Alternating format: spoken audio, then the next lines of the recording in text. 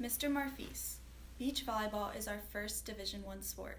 How does it feel to introduce this new sport to UT Athletics in spring 2018? You have to have a prerequisite number of teams in each division to be in that division alone. So they will compete against Division I teams. They can also compete against Division II schools and Division III schools because they're all lumped up into that category. Is it possible that some of our other athletic teams could eventually go D1 in the future? At the time, it would cost us an additional $15 million to make that move. So we couldn't just say, let's just take baseball Division I, because we think we would be very competitive there. We think our volleyball team would do well. Occasionally our soccer teams show signs of brilliance occasionally, and they would be able to do that, compete at that level. But the rest of the teams would take significantly more dollars to get them there.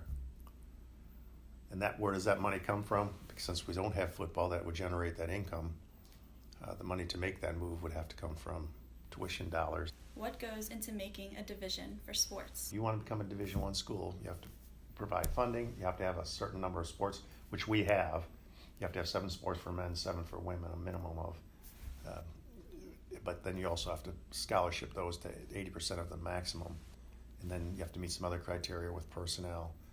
And you would have to pay coaches a significantly larger amount of money. You'd have to develop large recruiting budgets. How soon do you think UT could go Division I? We could start to play a true Division I schedule within 3 years.